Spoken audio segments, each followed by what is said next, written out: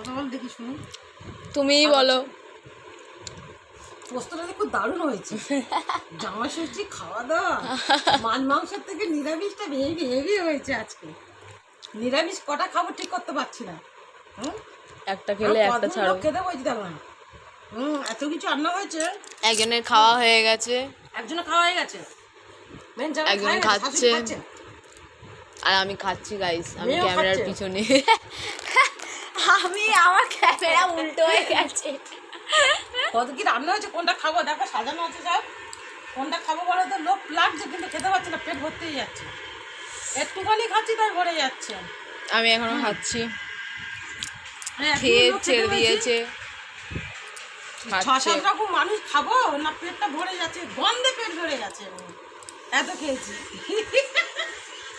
Bye guys, তোমরাও খাও, তোমরাও খাও, আমরাও খাই। আমরা বসে রেখে আমরা দেখি সবাই খাচ্ছে, আমরা খাচ্ছি, ওরা সব দেখি। Bye guys.